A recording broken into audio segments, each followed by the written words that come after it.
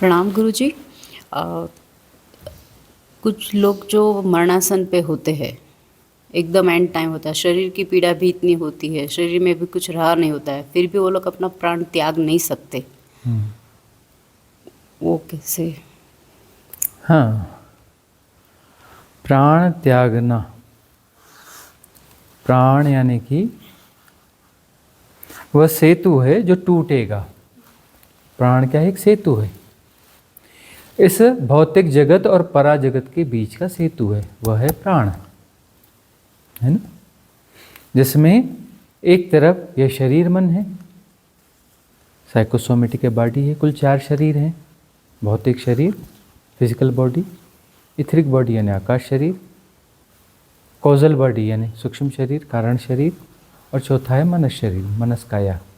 ये 4 शरीर हैं, ये भौतिक हैं। मन भी भौतिक है, चारों भौतिक हैं, विचार भी भौतिक हैं।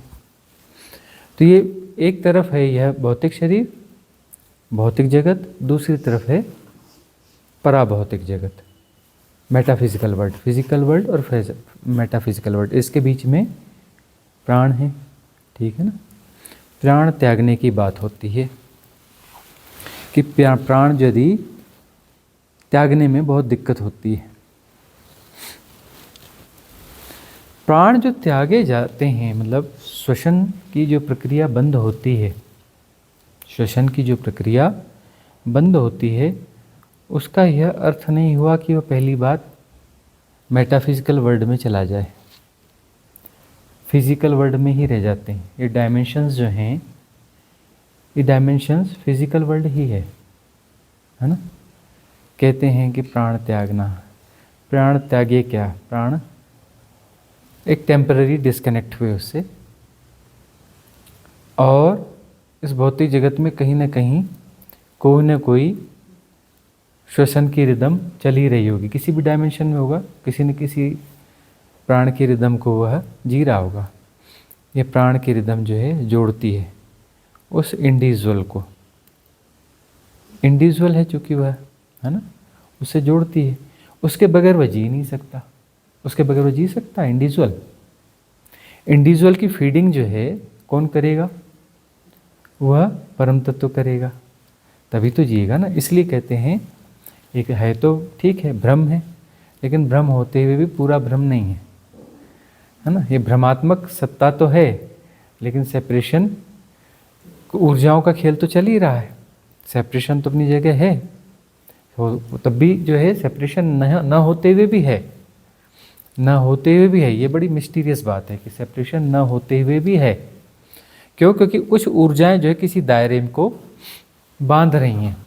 आकाश को काटने की कोशिश करें, आकाश कटता नहीं है, कितना भी भ्रम पाल लो, आकाश को काटा नहीं जा सकता, लेकिन वह उन ऊर्जाओं के लगातार प्रोसेस से ऐसा लगता है कि आकाश कट रहा है, तो उसकी फीडिंग जरूरी है ना। फीडिंग तो मतलब हो ही रही है, सबकी फीडिंग होती है, तो वहाँ जो है वो फीडिंग होती है। इसीलिए क्या कहते हैं कि तुम श्वास लेते हो, गलत बात है, तुम में श्वास छोड़ी जाती, परमात्मा तुम में श्वास छोड़ता है। तुम श्वास छोड़ते हो, गलत बात है, परमात्मा तुमसे श्वास लेता है। मतलब वो मेटाफिजिकल वर्ल्ड जो है वह इस फिजिकल वर्ल्ड को संचालित करता है, ये लीला है, ठीक है ना। तो प्राण छोड़े जाते हैं, पहली बात तो चलो ये प्राण के बारे में अब बातों पे बात निकल गई तो कुछ बात हो गई। अब बात यह है कि वह जो है, कई लोग होते हैं जो मरणशैया पे पड़े रहते हैं, बूढ़े हो गए, जर्जर हो गए, बूढ़े हो गए, जर्जर हो गए, मरते भी नहीं हैं, महीनों बरसों निकाल देते हैं, महीनों बरसों निकाल देते हैं उस जर्जर अवस्था में। शरीर जर्जर है, बिस्तरे पर पड़े हैं, और महीनों और बरसों निकाल देते हैं। और कुछ ऐसे रहते तेरे तंदुरुस्त, तगड़े, मोटे, ताजे, और बिल्कुल कुछ सेकंड भी नहीं लगते और अचानक प्राण त्याग देते हैं। तो ये जो प्राण इस प्रकार से त्यागना, उसके बहुत सारे कारण होते हैं, बहुत सारे कारण होते हैं कि वो आसानी से उनका नहीं निकलता। अब एक तो सीधा सीधा एक बायोलॉजिकल कारण इस तरीके से देख लें कि वह जो डिस्कनेक्शन है, उस डिस्कनेक्शन के लिए अच्छी ऊर्जा की ज़रूरत पड़ती है। शरीर को छोड़ना है, शरीर से संबंध टूटने हैं, उसके लिए बहुत भारी ऊर्जा की ज़रूरत पड़ती है। अब वह जो है क्या बोलते हैं उसको कमज़ोर व्यक्ति है, उसके लिए बहुत बड़े विचित्र विचित्र शब्द आते हैं ना। गाँव में क्या क्या बोलते हैं, मरघैया, क्या क्या बोलते हैं, कुछ बड़े विचित्र विचित्र शब्द बोलते हैं कि हाँ, जो एकदम कमज़ोर सा व्यक्ति रहता है ना, हाँ, मरियल बोलते हैं, मरियल, कहीं मरघैया, कहीं कुछ बोलते हैं ना, हाँ, ऐसे कुछ कुछ मरियल या कुछ कुछ बहुत सारे शब्द बोलते हैं उसके लिए। अब वह जो है इतना कमज़ोर है, इतना कमज़ोर है, उसके पास इतनी भी शक्ति नहीं है कि वो प्राण त्याग सके। वो शक्ति जो है, वो शक्ति होती नहीं तो वह जो है पड़ा पड़ा खिंचता रहता है, उसके लिए तो अच्छी खासी उसकी ज़रूरत पड़ती है। वो देखा ना, जब दिया बुझता है तो बड़ी कमज़ोर कमज़ोर होती है, फिर आखिर में भभकता है, बुझने के पहले भभकता है, तो भभकने के लिए कुछ चाहिए होता है, तब भभकेगा तब जाएगा। तो अंत में जब जाता है तो अचानक जो है मरने के पहले उस ऐसा लगता है कि वो मरियल जो है थोड़ा सा कुछ जागरूक हो गया, थोड़ा सा कुछ उसमें ताकत सी आ गई, कुछ हो गया लास्ट मोमेंट में, थोड़ा सा कुछ कहीं से वो ऊर्जा का आती है, प्रवाह आता है, उसमें थोड़ी देर के लिए वह थोड़ा ताकतवर होता है, थोड़ा ऊर्जावान होता है और फिर मरता है। तो उसके लिए बड़ी ऊर्जा की ज़रूरत होती है। तो दूसरी बात होती है भोगों की, कर्म प्रारब्ध की। बहुत सारे कर्म प्रारब्ध रहते हैं जो वो बाधा देता रहता है। भाई हाँ भाई, सामान्य जीवन में उन भोगों को पूरा करने में बाधा देता रहता है, उन भोगों को स्वीकार नहीं करता है, नहीं करता है तो फिर उसको उठा करके ऐसी जगह पे पहुंचा देते हैं कि बेटा अब तू करेगा क्या, चुपचाप भोगता रहे, कुछ करने के लायक छोड़ा ही नहीं और भोगता रहे भोगता रहे भोगता रहे, भोग भोग के बहुत सारे कर्म प्रारब्ध उसके वहाँ क्षय होंगे। इस कारण से जो है वह मृत्यु थोड़ी मुश्किल होती है, थोड़ी मुश्किल होती है। अगला प्रश्न आप करेंगी? औरंगाबाद से सतीश कुलकर्णी जी का क्वेश्चन है, मैं एक अलग व्यक्ति हूँ, यह एक भ्रम है और भ्रम का पुनर्जन्म कभी नहीं होता, जिसका अस्तित्व ही नहीं उसका पुनर्जन्म कैसा? फिर शास्त्रों के अनुसार पुनर्जन्म किसका होता है? कृपया मार्गदर्शन करें।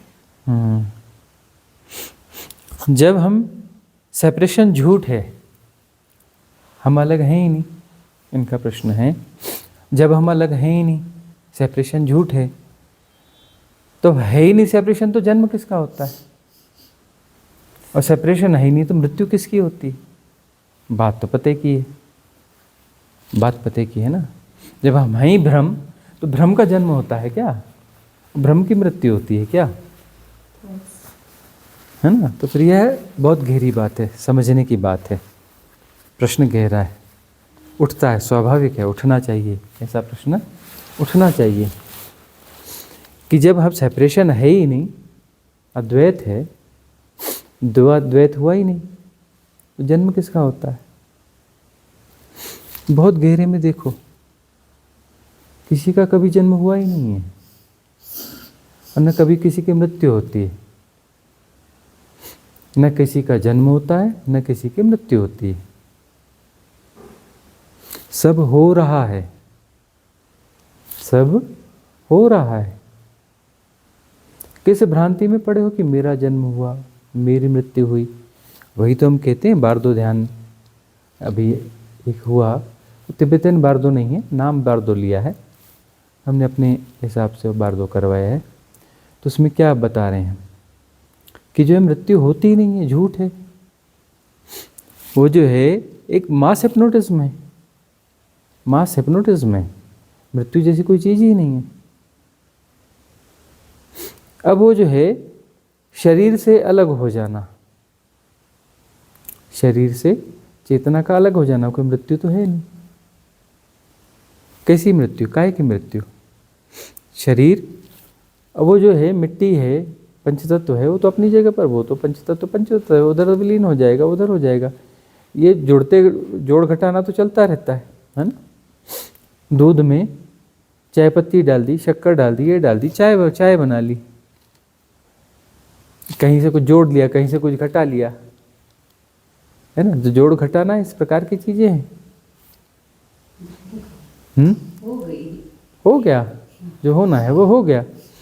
तो अब वहाँ जो है मृत्यु जैसी कोई चीज़ नहीं है, लेकिन ये मास हिप्नोटिज्म है।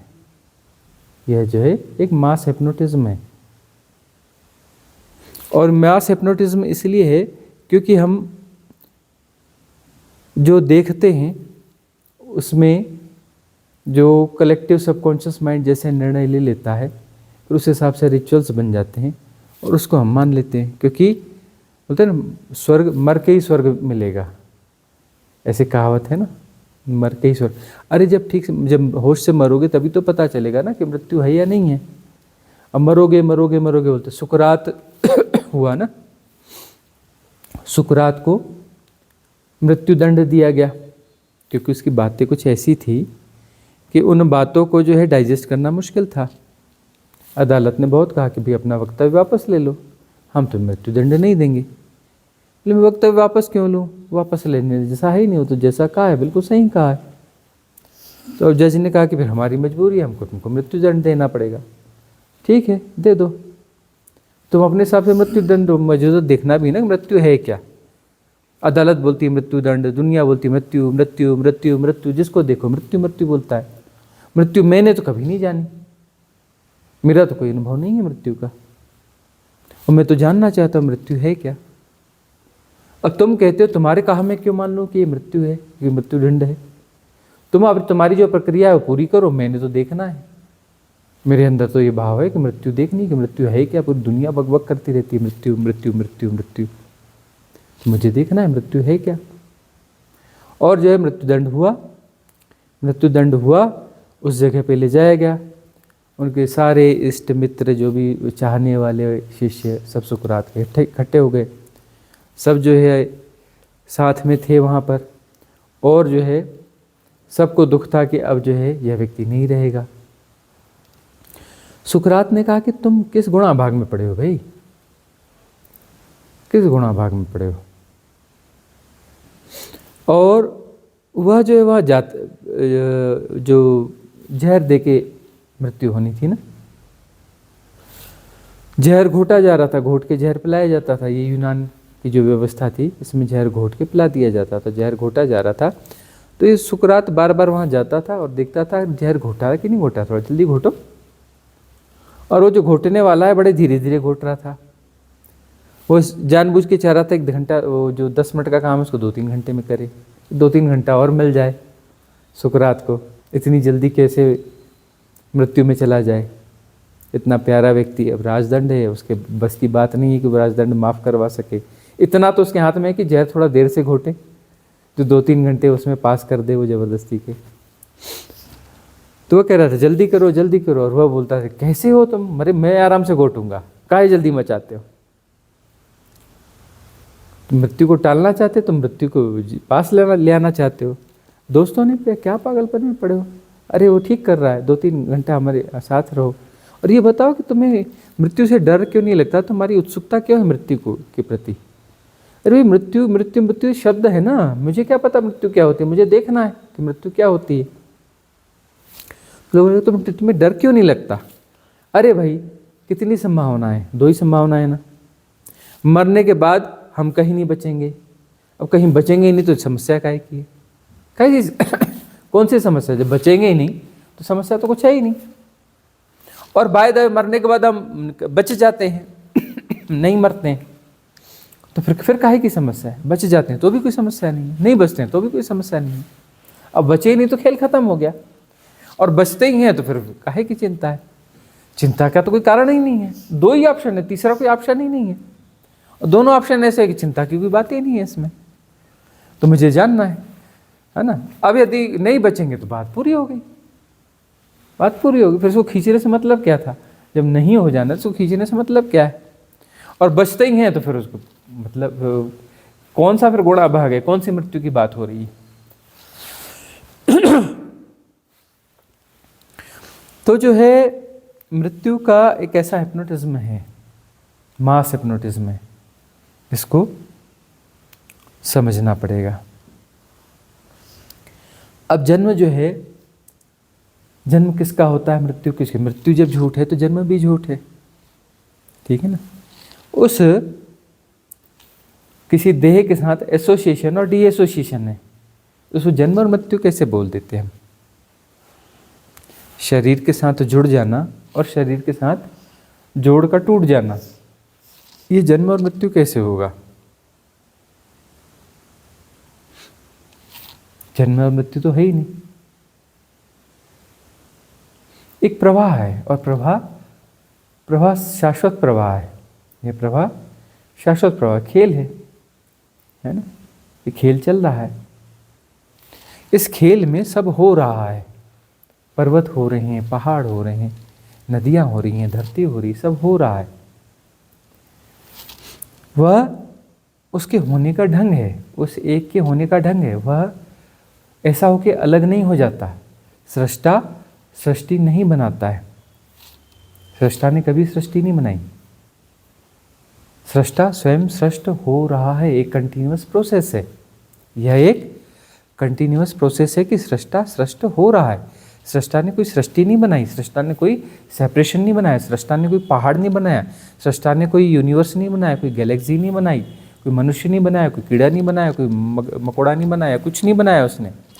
वह हो रहा है, उसके होने का ढंग है। वह उसके होने का ढंग है, उसने कुछ बनाया कुछ नहीं है, वो वही है, हो रहा है, बनाकर कभी अलग नहीं हो गया। वो जो उल्टे सीधे कॉन्सेप्ट दिए ना कि परमात्मा ने 6 दिन तक धरती बनाई, है ना, सब मनुष्य बनाया, सब बनाया, और 7वें दिन उसने आराम किया, इसलिए संडे हॉलीडे होता है। हाँ? अब ऐसे ऐसे कॉन्सेप्ट लेके आओगे उसको तो कंफ्यूजन तो पैदा होंगे ही ना। अब बोलते हैं कि कोई ना कोई तो होगा ना जो सृष्टि जिसने बनाई है, सृष्टि को चला रहा है, कोई ना कोई तो ताकत होगी ना। अरे कोई ना कोई कहीं ना कहीं तो होगा ना। सोचो, कहीं ना कहीं होगा, कहीं ना कहीं होगा तो दफ्तर खोल के बैठा होगा भाई। सृष्टि चलाने के लिए दफ्तर चाहिए, स्टाफ चाहिए, बड़ा लंबा चौड़ा स्टाफ उसने भर्ती किया होगा, है ना। और दफ्तर उसने खोला तो दफ्तर खोलने के लिए उसको बिल्डिंग मटेरियल लगाओ तो दुकानें पहले से होंगी भाई। ईश्वर से पहले दुकानें होंगी ना। जब उसने सृष्टि बनाई, रॉ मटेरियल लगा होगा तो रॉ मटेरियल कहीं से खरीदा होगा उसने, वो दुकानें पहले से रही होंगी, कुछ सप्लायर कॉन्ट्रैक्टर पहले से रहे होंगे। तो परमात्मा के पहले ही तो कुछ रहा होगा, पहले ही कुछ सारा इंतजाम रहा होगा, तभी तो उसने सृष्टि बनाई। तो सृष्टि बनाने के लिए रॉ मटेरियल कहाँ से लिया उसने? कहीं ना कहीं से तो लिया होगा ना, कोई ना कोई तो दुकानें होंगी। और उसके बाद में दुनिया बनाने के लिए फिर इतने सारे उसको जब सब कुछ लगा होगा, इसके मेंटेनेंस के लिए जो मजदूर और स्टाफ और ये ऑफिशियल पर्सन लगते होंगे, वो पहले से रहे होंगे, परमात्मा से भी पहले रहे होंगे, पहले से ही तो रहे होंगे ना। किस पागलपन के कॉन्सेप्ट में हम पड़े रहते हैं। तो सृष्टा ने सृष्टि कभी बनाई नहीं, स्वयं सृष्ट हो रहा है, उसके होने का ढंग है। और कोई सृष्टि को मैनेज नहीं कर रहा है। द लॉ, जिसको हम बोलते हैं रित, ऋग्वेद है ना, रित शब्द से बना है ना, रित धातु है ना उसमें। तो रित का अर्थ क्या है? सब हो रहा है ना। रित का क्या अर्थ है? सब हो रहा है, द लॉ। उसको और अच्छे शब्दों में कहेंगे तो द लॉ, ऐसा है। और वह द लॉ जो है इनबिल्ट है। ये जो लीला चल रही है ना, इसमें इनबिल्ट है। ये सृष्टि कभी शुरू नहीं हुई, ये सदा से है, शाश्वत है, कभी भी शुरू नहीं हुई। इसीलिए टाइम फैक्टर है, होता ही नहीं, इल्यूजन है। जब शुरू ही नहीं हुआ तो वर्तमान कहाँ से आया? जब हम 4th क्लास में पढ़ते थे ना, तब हमारा सबसे बड़ा प्रश्न यही होता था, यह बताओ जी कि दुनिया कब शुरू हुई? इतने साल पहले। उसके पहले दुनिया नहीं रही होगी क्या? रही होगी ना। अरे कुछ न कुछ तो रहा होगा ना। पीछे जाते जाओ तो भाई पीछे तो कोई अंत है नहीं। तो दुनिया अनादि है। जब वो अनादि शुरू ही नहीं हुई तो वर्तमान कहाँ से आ गया, ये बताओ। गांव में जो 2-4 पढ़े लिखे लोग थे उनको पकड़ लेते थे। बैंक में जब छुट्टी हो गई तेरी, निकल बाहर, बता। SDO प्रिंसिपल हो गया, छुट्टी है, चल बताओ। अभी जब इस दुनिया जो है शुरू ही नहीं हुई, जब इसका आदि ही नहीं है, तो वर्तमान कहाँ से आ गया? भूतकाल का कोई पॉइंट ही नहीं है, तो वर्तमान कहाँ से आ गया बताओ। और वर्तमान ही आ ही नहीं सकता जब अपना उसका स्टार्टिंग पॉइंट ना हो तो। इसका मतलब भूतकाल भी झूठ है, वर्तमान भी झूठ है, कि भविष्य आएगा वो एक अलग मैटर में कहा ये दो तो झूठ है भाई। समझा सकते हो? बोलते थे नहीं हम नहीं समझा सकते। 2-4 लोग पढ़े लिखे थे, उनको देख लिया हमने, कहा पढ़े लिखे लोगों से पूछना ही बेकार है, इनको समझ में आते ही नहीं बातें। तो टाइम फैक्टर जो है एक इल्यूजन है, झूठ है, क्योंकि सृष्टि शाश्वत है, कभी शुरू नहीं हुई, सदा से है, सृष्टि सदा से है। और सृष्टि को कोई मैनेज नहीं कर रहा है, कोई मैं बना नहीं रहा है, सृष्टा स्वयं सृष्ट हो रहा है। सृष्टा का क्या मतलब है? द इनफाइनाइट वैक्यूमनेस, ये पहले से कोई था, उसके ऊपर किसने बनाया। ईश्वर को किसने बनाया? ईश्वर सबसे पुराना है, तो ईश्वर को भी तो किसी ने बनाया होगा ना। भगवान बुद्ध से ऐसे प्रश्न किया करते थे तो उन्होंने बता बोले ये प्रश्न बार बार इन प्रश्नों को लेके आ जाते हैं लोग। उन्होंने 13 प्रश्न छाड़ दिए कि 13 प्रश्न कोई नहीं पूछ सकता, पूछना ही नहीं है, बेकार के प्रश्न है, घटिया प्रश्न है, सेंसलेस प्रश्न है, पूछना ही नहीं। हम कहते हैं तुम पूछते रहो, हम प्रश्नों को बार बार बताते रहेंगे, तुम्हारे सबकॉन्शियस माइंड में अच्छे से डाल देंगे इनके उत्तर समाधान। पूछो कितना पूछना है। तो सृष्टा ने सृष्टि बनाई नहीं, सृष्टा स्वयं सृष्ट हो रहा है, उसके होने का ढंग है, यह उसके होने का ढंग है। हम बार बार समझाते हैं कि इनफाइनाइट वैक्यूमनेस जो है उसके होने का ढंग है अनाहत नाद। अनाहत नाद उसमें वास करता है, ऐसा दो नहीं है, उसके होने का ढंग है। वह साउंड जो कि कोई बोलता नहीं है, वह उसके होने का ढंग है, और वह त्रिगुणा है, त्रिविध है, 3 डायमेंशनल है ना, अ उ म, ठीक है ना। और उसके होने का ढंग है वह शक्ति, वह ऊर्जा, वह आदि शक्ति, है ना। और उसके होने का ढंग है ये सृष्टि, वह प्रकंपन, ऊर्जाओं का प्रकंपन, उन प्रकंपनों के होने का ढंग है क्वांटम थ्योरी, है ना, जिसके बारे में बताती है क्वांटा थ्योरी। तो उसके होने का ढंग है कि एक खास वेवलेंथ में वह प्रकंपन है, एक खास तरंग दैर्ध्य में वह वाइब्रेशंस हैं। वह वाइब्रेशंस जो है कण की तरह भासती हैं, कण की तरह व्यवहार करती हैं, कण है ही नहीं, मॉलिक्यूलर स्ट्रक्चर क्रिएट हो जाता है, इलेक्ट्रॉन, प्रोटॉन और न्यूट्रॉन। वह नत्य है, हम कहते हैं यह शिव का नत्य है, नटराज स्वरूप है, शिव का नटराज स्वरूप है, शिव नत्यमय है। अब जो है नत्यकार नृत्य कर रहा है और बैठ गया तो नृत्य को उठाकर कहीं टेबल पे रख दो, ऐसा ही तो करना पड़ेगा ना भाई। नृत्यकार तो बैठ गया, अब नृत्य को भी तो कहीं ना कहीं रखना पड़ेगा ना, तो नृत्य को उठाकर टेबल पे रख दो, तो कहीं ना कहीं तो रखोगे नहीं, नृत्य को रखना पड़ता है ना, रख सकते हो। नृत्यकार तो नृत्य में समाहित है ना, नृत्यकार रुक गया तो नृत्य रुक गया। नृत्य कोई अलग से कोई चीज़ थोड़ी नहीं है कि नृत्यकार रुक गया तो नृत्यकार इधर बैठ गया, अब नृत्य कहीं रखा होगा तो नृत्य को उठा के कहीं और रखा हो, अलमारी में रख दो, हो सकता है ऐसा, तो उसमें इनबिल्ट है। तो शिव का नटराज स्वरूप है, मतलब वह हो रहा है, और ऐसा नृत्य कभी बंद ही नहीं होता। शिव भी शाश्वत है, अनंत है, असीम है, निर्गुण है, निराकार है, मतलब वह इनफाइनाइट वैक्यूमनेस। शिव मतलब वाले शिव नहीं, है ना, वो जटाजूट वाले और ये वाले, वो जो कैलाशों के वासी, उन शिवों ने इस बारे में देशना दी, उन्होंने बताया। वो महादेव हैं, हमारे सबसे पुराने देव हैं महादेव, मतलब उन्होंने इस मिस्ट्री को सबसे पहले अनफोल्ड किया। तो हमारे आदि देवता हैं, हमारे महादेव हैं कि उन्होंने इस मिस्ट्री को बताया। इसी कारण उस परम तत्व को हम शिव तत्व कहते हैं, है ना। और जो 7वां शरीर होता है, जो बॉडीलेस बॉडी है, उसको हमने इस शिवरात्रि में नाम दिया शिव काया। देना ही चाहिए, क्योंकि हमारे आदि देवता, उन्होंने हमें पहले बताया था कि ऐसी ऐसी मिस्ट्रीज अनफोल्ड करी थी, तो उन्हीं को नाम दिया जाना चाहिए, तो उनका नाम दिया गया है। तो वह जो तत्व है उसे शिव तत्व कह देते हैं, लेकिन शिव तत्व का मतलब यह वाले शिव नहीं। इन्होंने उस शिव तत्व के बारे में बताया, और तब भी कहेंगे कि यही शिव तत्व है, क्योंकि वो उसमें विलीन हो गए, वो सेपरेशन डिजॉल्व हो गया, उनका सेपरेशन डिजॉल्व हो गया, तो शिव तत्व तो है ही है ना। और हर कोई शिव तत्व हो सकता है, क्योंकि वही है, उसके होने का ढंग है।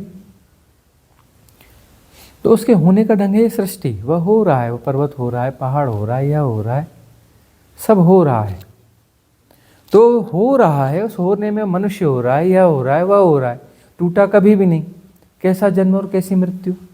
अरे भाई नृत्य चल रहा है, नृत्य चल रहा है, तो जन्म और मृत्यु का कहाँ सवाल है? उस नृत्य के बीच के स्टेप को, कोई स्टेप को बोल देते कि जन्म हो गया, किसी स्टेप को बोल देते मृत्यु हो गया।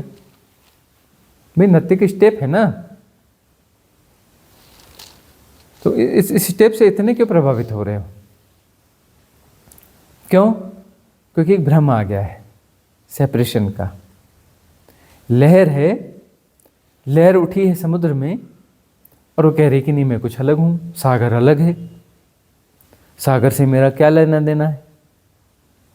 अरे भी सागर से ही तेरा लेना देना है, तू सागर ही है, सागर की सतह पर छोटा मोटा नृत्य मात्र है तू। नृत्य है, नृत्य से ज्यादा तू है क्या? सागर का नृत्य है ना, लहर क्या है? सागर का नृत्य है। उस नृत्य में बहुत सारी लहरें हो रही हैं, सारी लहरें कह रही कि मैं अलग, मैं अलग, मैं अलग, मैं अलग, तुम अलग अलग नहीं हो, तुम सागर का नृत्य मात्र हो। हाँ, तब भी तुम लहर हो, तब भी तुम्हारा कोई स्वरूप है, तुम्हारे होने का ढंग है, तुम्हारी चाल है, तुम्हारी आवाज़ है, तुम्हारी गति है, सब कुछ है, ठीक है, लेकिन तब भी तुम हो तो सागर ही ना। तुम लहर के रूप में है, अलग भाषा रही हो, बराबर है, तुम्हारी गति है, सब कुछ है, स्वरूप है, सब कुछ हो रहा है लहर के रूप में, पर कुछ भी हो जाए, हो तो तुम सागर ही ना, लहर होकर भी सागर ही हो ना। तो ये तो समझना पड़ेगा। तो फिर लहर मर गई, लहर मर गई तो क्या, सागर मर गया? अरे लहर मरने के बाद लहर वहीं है, सागर में आ गई, फिर पैदा हुई तो फिर अपना जो है, लेकिन वह जो है कुछ अलग है। हमें लगता है कि हम पैदा हुए, हम मरे, ऐसा कुछ नहीं होता, लगातार परिवर्तनशील है सब कुछ। कोई ज्योत जल रही है तो उस ज्योत में, कोई भी दिया जल रहा है, उसकी ज्योति है, तो उस ज्योत में जो है वह ज्योत वही ज्योत नहीं है। उसके एक सेकंड में हजारों ऐसी अग्नि की शिखाएं निकलती हैं और विलीन होती है, निकली विलीन हुई, निकली विलीन, लेकिन वो इतनी तेजी से निकलती है और विलीन होती है, उस सातत्य में हमें लगता है कि वही ज्योत है, जबकि वह ज्योत है नहीं। वह एक सेकंड में हजारों बार जन्म, हजारों बार मृत्यु होती है। तो मॉलिक्यूलर स्ट्रक्चर जो है उसमें प्रकंपन है, जो इलेक्ट्रॉन, प्रोटॉन, न्यूट्रॉन कण की तरह भास रहा है, वस्तु तो वह कण नहीं है। उसको गौर से देखा जाए तो एक क्षण में ऐसा लगता है, किसी क्षणांश में, किसी क्षण के किसी करोड़वें अंश में ऐसा लगता है कि वह सिर्फ ऊर्जा है, और उसी अगले करोड़वें अंश में ऐसा लगता है कि ऊर्जा नहीं है तो पदार्थ है। कभी पदार्थ जैसा लगता है, कभी वैसा लगता है ना। तो यह जो है, इसे समझने की बात है, राइट अंडरस्टैंडिंग की बात है कि न कोई जन्म है, न कोई मृत्यु है। और ये समझ में आ गया कि न जन्म है न मृत्यु, तो टेंशन किस बात की, स्ट्रेस किस बात का लेते हो? और ये सेपरेशन को बचाने की जरूरत क्या है? अभी लहर के रूप में मजा लो, लहर विसर्जित हुई तो सागर तो हम ही हैं। तो सेपरेशन एक लीला है, लीला का मजा लो, लीला का मजा लो, ये मजा लेने के लिए है भाई। सेपरेशन जो है खेल का हिस्सा है, ये मजा लेने के लिए है, ये स्ट्रेस लेने के लिए थोड़ी ना है। हम मजा ना लेकर के स्ट्रेस ले रहे हैं, गुणा भाग में पड़ जाते हैं कि अब इसको बचाना है। अरे बचाना नहीं है, खेल है, खेल खत्म हो जाएगा, खेल खत्म हो जाएगा तो खेल खत्म होने का मजा ले लो। नहीं जी, खेल चलते ही रहना चाहिए। अरे क्यों चलते रहना चाहिए, थकते नहीं? जब बेवकूफ हो। कोई बच्चा बोले कि मैं खेलता हूँ, बस खेलता ही रहूँगा, खेलता ही रहूँगा, खेलता ही रहूँगा, खेलता ही रहूँगा। अरे भाई खेल खेल के थकेगा, घर वापस जाना, सांझ हो गई, घर वापस जा, माँ बुला रही है, आवाज़ दे रही है। नहीं बस खेलते ही रहना है, खेलते ही रहना है।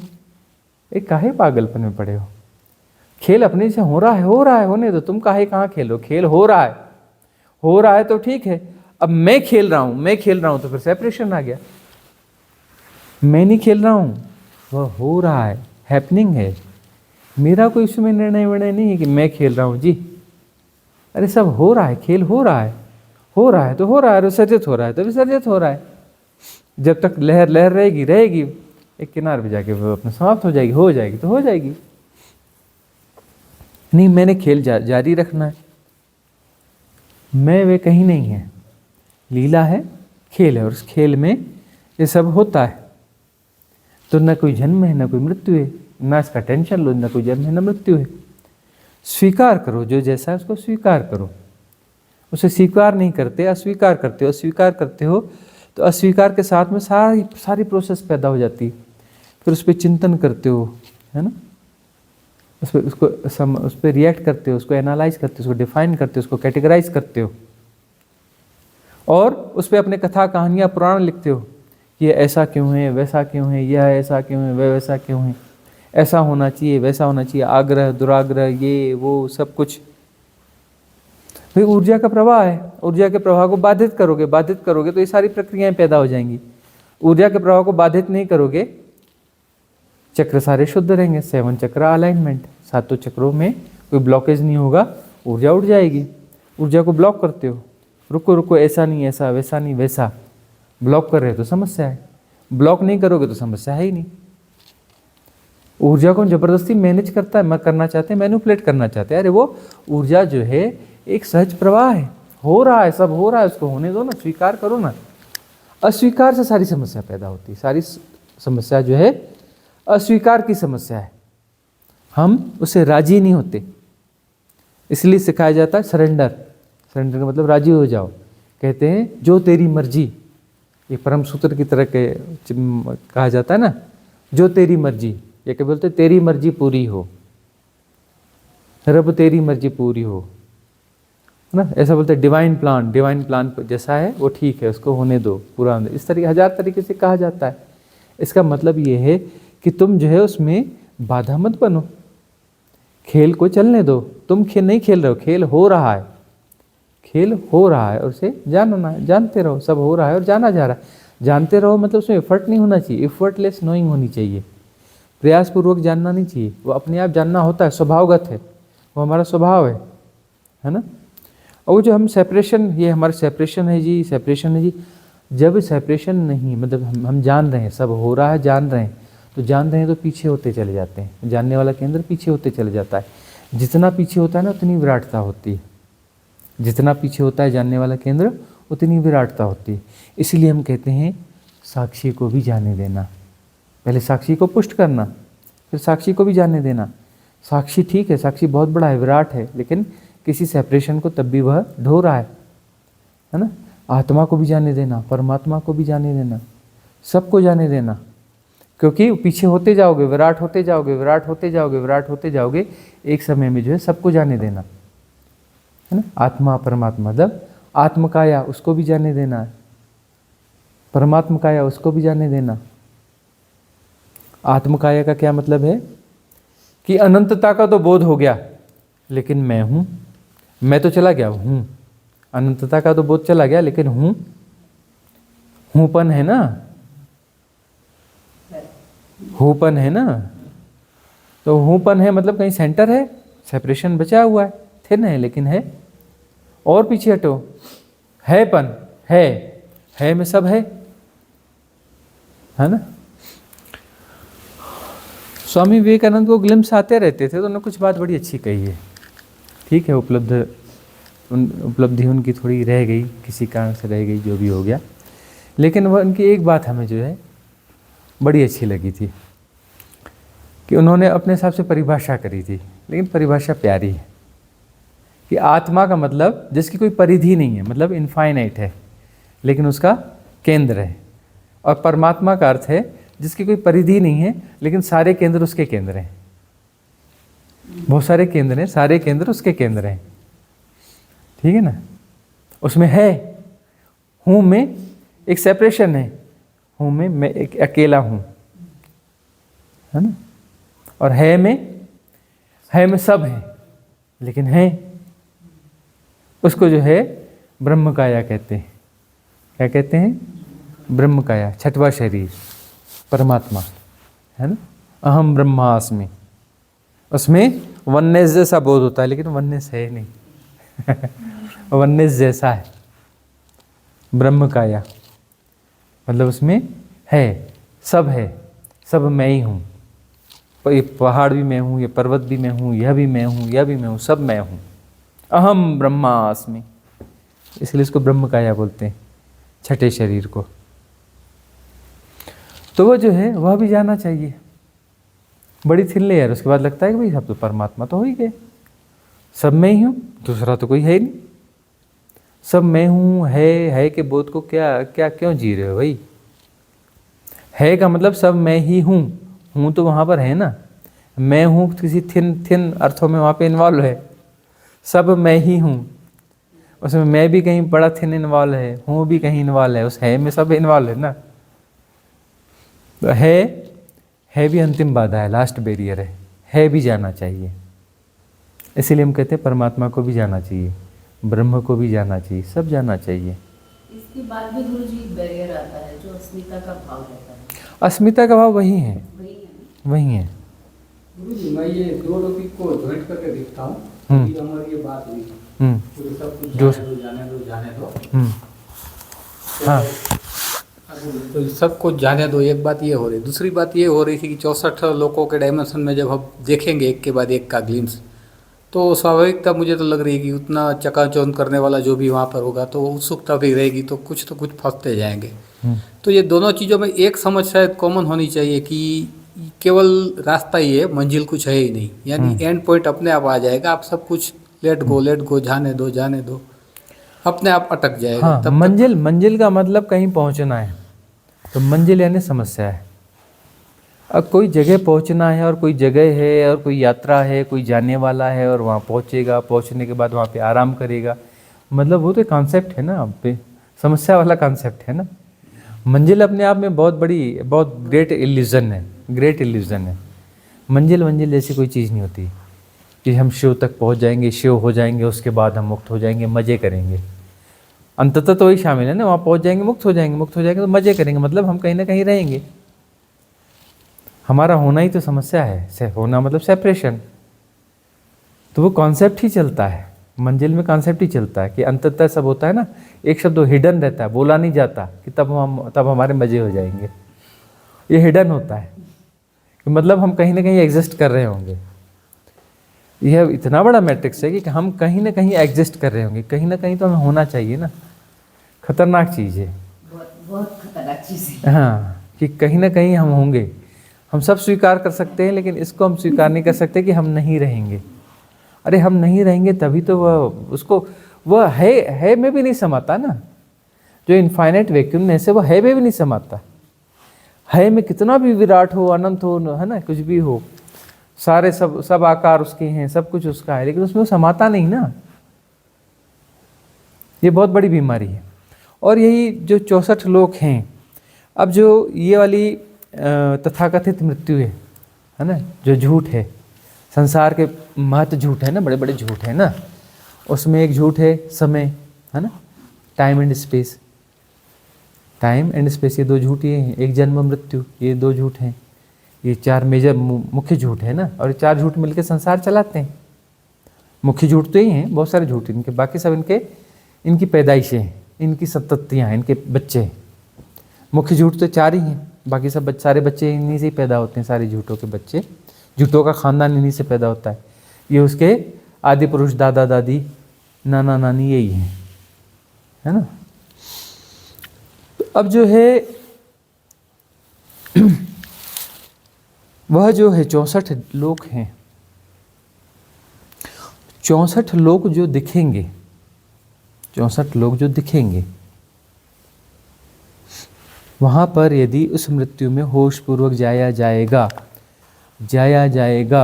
तो फिर उसके बाद में शरीर का विच्छेद दिखेगा, मन का विच्छेद दिखेगा। यदि समता बनी रही तो आपको अपना क्या करना है, समता पुष्ट करनी है, समभाव में रहना है।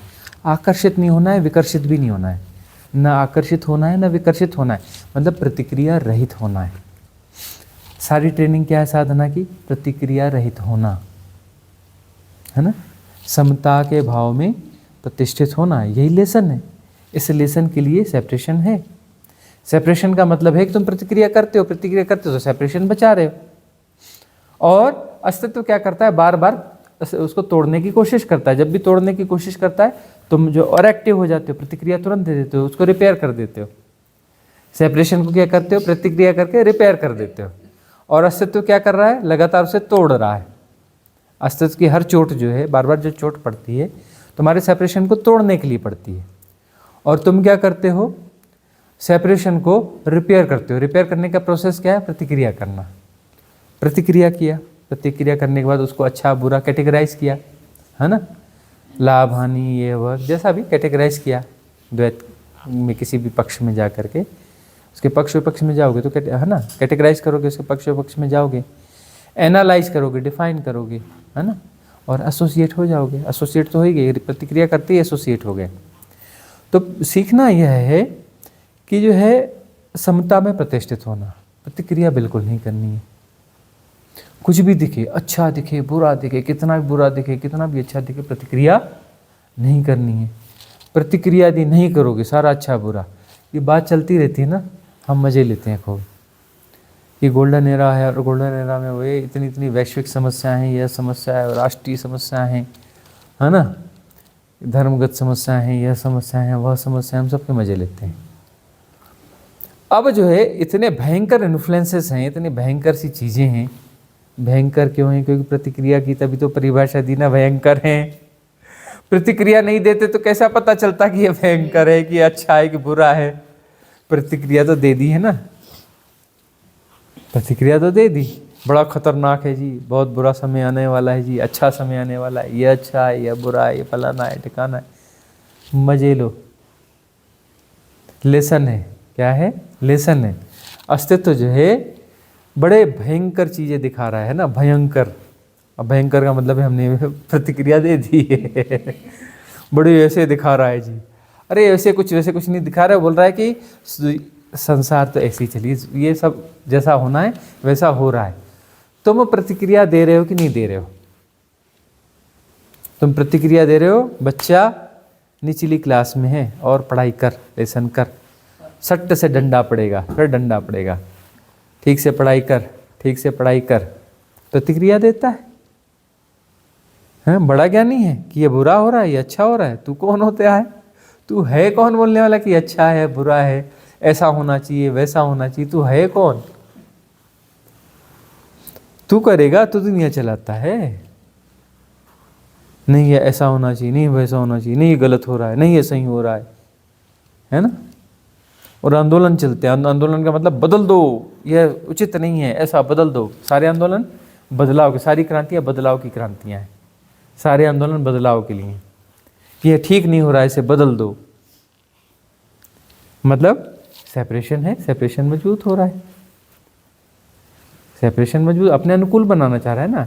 सेपरेशन जो है पूरी दुनिया को अपने अनुकूल बनाना चाहता है, वह प्रक्रिया है। और एक क्या है, समर्पण। सेपरेशन जो है संकल्प के द्वारा चलता है। अहंकार, अहंकार यानी संकल्प, पूरी दुनिया को अपने अनुकूल बनाना है, परिस्थितियों को अपने अनुकूल बनाना है ना। यह क्या है, सेपरेशन, सेपरेशन का संकल्प, सेपरेशन के जीने का ढंग, सेपरेशन को अपने को अपडेट करने का ढंग, वह प्रक्रिया जिसमें अपने आप को वह अपडेट करता चलता है, अपने आप को बनाए रखता है। एक होता है समर्पण, कि जो हो रहा है सो ठीक है, जो है सो है, जैसा होना चाहिए वैसा ही होता है। इसलिए हम साधना बिठाते हैं तो क्या कहते हैं, डोंट कंसंट्रेट। कंसंट्रेट करोगे तो प्रतिक्रिया कर दोगे, कंसंट्रेट करते ही क्या कर दोगे, प्रतिक्रिया कर दोगे। प्रतिक्रिया क्यों करोगे, समझने के लिए करोगे, है ना। हम कहते हैं don't react, don't try to understand, ठीक है ना। अंडरस्टैंड करने की कोशिश करना चालू कर दोगे, फिर उसको कैटेगराइज करोगे, एनालाइज करोगे, डिफाइन करोगे, है ना। सारी श्रृंखला पैदा हो जाएगी, सारी श्रृंखला पैदा हो जाएगी। और ये प्रतिक्रियाएं क्यों करते हो कि सबकॉन्शियस माइंड में उससे जुड़े हुए पैटर्न्स पहले से संभाल के बना के रखे हो, तभी तो सेपरेशन है। सबकॉन्शियस माइंड से ही तो सेपरेशन है ना। वहाँ पर जो सारे पैटर्न बना के रखे हो ना, प्रतिक्रिया कर रहे हो तो वो पहले संस्कार बना के रखे हो, उसको अपडेट करते जा रहे हो,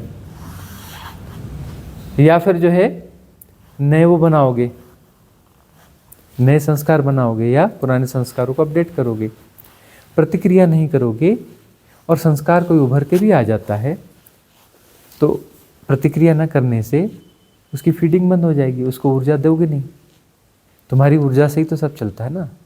तुम्हारा संसार तुम रचते हो। संसार कॉमन संसार थोड़ी ना होता है। 10 लोग बैठे हैं, 10 के संसार अलग हैं, सब अपने अपने संसार खुद कैरी करते हैं, अपने अपने स्वर्ग नर्क सब खुद कैरी करते हैं। सबके खुद के बनाए हुए संसार स्वर्ग नर्क सब हमने खुद बनाए हुए। हर व्यक्ति का अपना अपना है ना। जो सामने देखोगे तो 10 लोग देख रहे हैं तो 10 अलग दृष्टि से देख रहे हैं, 10 के संसार अलग हैं, सबकी डेफिनेशन अलग अलग है। 10 को उस पर बोलो कि निबंध लिखो जो देखा उस पर, तो 10 के निबंध अलग अलग जाएंगे। एक जैसा निबंध कोई नहीं लिखने वाला। उस पर अपने अनुभव लिखो, सबके अनुभव अलग अलग जाएंगे देखने के बाद में, कि सबका अपना अपना संसार है। तो प्रतिक्रिया नहीं करनी है, समता में प्रतिष्ठित होना है। समता में प्रतिष्ठित होना ही तो सीखना है। सारी शिक्षा समता में प्रतिष्ठित, सहज होना, सहज प्रवाह। हो रहा है, अपने से हो रहा है, मैं थोड़ी ना कर रहा हूँ, मैं है ही नहीं। अब मैं नहीं कर रहा हूँ, मैं नहीं कर रहा हूँ ऐसा कहने वाला भी नहीं होना चाहिए। बस हो रहा है, हो रहा है मैं तो। और फिर मैं जान रहा हूँ, मैं क्यों जान रहा हूँ भाई? जानना अपने आप होता है। मैं कौन होता हूँ जानने वाला? ये मैं कहाँ से आ गया भाई? मैं जान रहा हूँ, अरे जानना होता है, अपने से होता है, स्वभावगत है। तो जानना होता है तो पीछे हट के साक्षी हो जाएगा। जानना हो रहा है मतलब मैं गया साक्षी, फिर ऐसे होते होते साक्षी गया, है ना। आत्मा भी गई, परमात्मा गया, पीछे होते होते सब विसर्जित हो जाएगा। साक्षी का बोले, साक्षी के पीछे जो है, साक्षी जो बोले, साक्षी के पीछे जो है उसे कई बार जानने मतलब वो अनुभव में ही नहीं आता, ब्लैंक लगता है वो। हाँ, वो ब्लैंक ही होगा ना, वहाँ ब्लैंक हो जाएगा। साक्षी के पीछे जो है ब्लैंक हो जाएगा। साक्षी में मतलब कहीं वो है, जानना हो रहा है, मतलब उसमें कुछ है, कहीं हूँपन कोई अंश में, किसी अंश में समाया हुआ है। इसलिए हम कहते हैं कि आत्मा थोड़ा और पीछे है इसके, है ना। वो जो है मैं हूँपन थोड़ा समाया हुआ रहता है और फिर जो है वह विसर्जित हो जाएगा। आत्मा विसर्जित हो जाएगी, परमात्मा विसर्जित हो जाएगा। सब विसर्जित होते होते होते होते जो है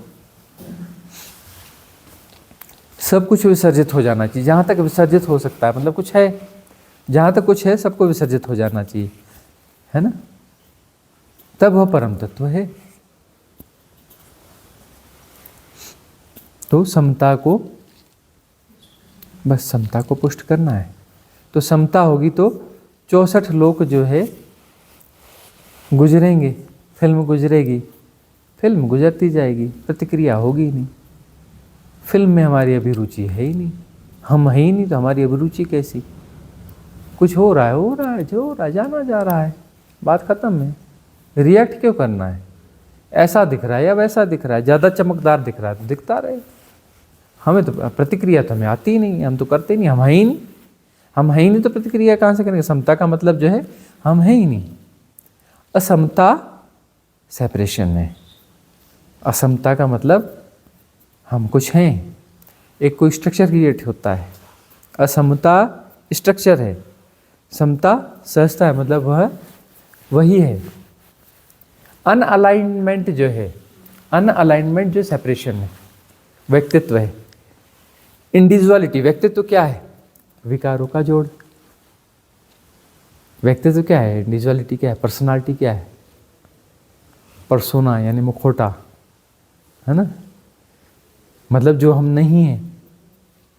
पर्सनालिटी का मतलब जो हम नहीं हैं, मतलब वह कुछ विकार है, डिस्टरबेंस है। वह क्या है? डिस्टरबेंस है।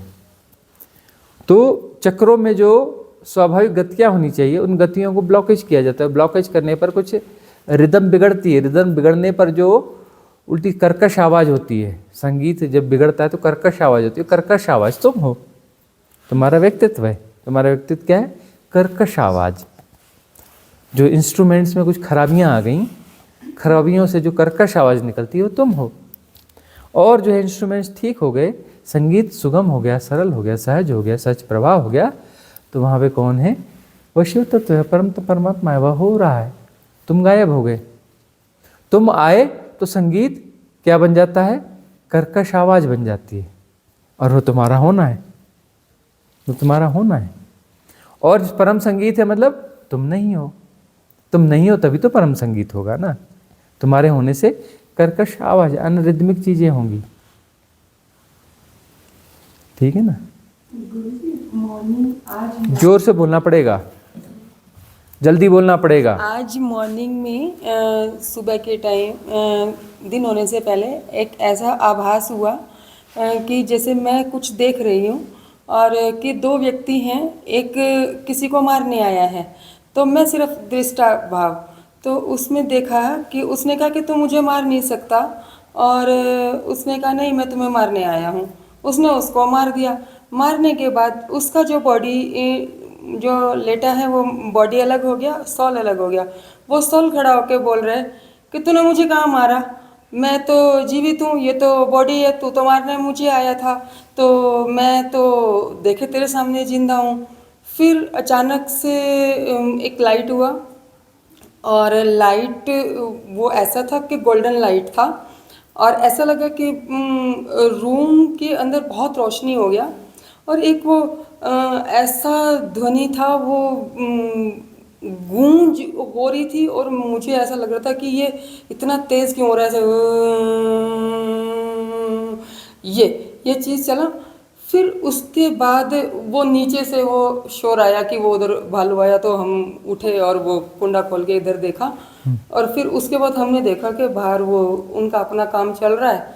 फिर हम आए और दोबारा फिर लेट गए, और फिर हम 1 घंटा 1.5 घंटा, हमें तब नींद आई, और हमें यूँ लग रहा था कि हमने ये क्या हुआ, हम सिर्फ देख रहे थे, हम थे भी नहीं, और क्या था। हाँ, अब ये जो है नींद में कुछ स्वप्न चलते हैं, मेंटल प्रोजेक्शंस हैं। मेंटल प्रोजेक्शंस जब साधना में जाते हैं तो साधना से रिलेटेड भी मेंटल प्रोजेक्शंस होने लगते हैं, उससे संबंधित जो है बहुत सारी चीज़ें स्पष्ट होने लगती हैं, तो उससे संबंधित जो है मन कथा कहानियाँ बना लेता है और बना करके प्रोजेक्शन, मन के प्रोजेक्शन बड़े स्ट्रांग होते हैं। हाँ, तो वह जो है बड़े शानदार प्रोजेक्शन दे देता है, हर किस्म की फिल्म वो बना सकता है, तो इस किस्म की फिल्म बना देता है। चलो ठीक है, लेकिन इससे यह तो पता चल रहा है कि कम से कम यह स्पष्ट हो रहा है कि शरीर मरता है, आत्मा नहीं मरती है। यह कॉन्सेप्ट आपके भीतर में जा रहा है, लेकिन है यह भी कॉन्सेप्ट ही ना। अच्छे कॉन्सेप्ट जा रहे हैं बुरों की जगह, लेकिन कॉन्सेप्ट तो कॉन्सेप्ट है। चलो कहीं कुछ हो रहा है, धीरे धीरे समता पुष्ट होने लगी, ये हो जाएगा। हाँ, अगला प्रश्न भावल जी का। प्रणाम स्वामी जी। ये जो आप हमारे सबकॉन्शियस माइंड में पैटर्न्स डाल रहे हैं, जो वर्ड्स दे रहे हैं, जो कुछ कुछ अंदर डाल रहे हैं, तो इसका बार बार पुनरावर्तन करना, तो ये क्या साधना में सहायक हो सकता है? अब ये देखो कि कितने किस्म के पैटर्न डाले हुए हैं, जो नेगेटिव पैटर्न्स कह लें उसको या कुछ भी कह लें, ऐसे पैटर्न जो आपके सेपरेशन को क्रिएट करते हैं, कितने डाले हुए हैं? असंख्य है ना, असंख्य हैं। इनको काटना है, लोहा लोहे को काटता है ना। लोहे को काटने के लिए लोहे की आरी लगती है ना, कांटे से कांटा निकलता है कि नहीं। तो अब यह जो है लोहा लोहे को काटता है, तो अब जो है उन पैटर्न्स को काटने के लिए कुछ ऐसे पैटर्न्स देने पड़ेंगे, लिमिटेड पैटर्न्स देंगे, है ना। और लोहे की 1000 चीज़ें काटनी है, लेकिन वो आरी कॉमन सब 100 को भी काट देगी।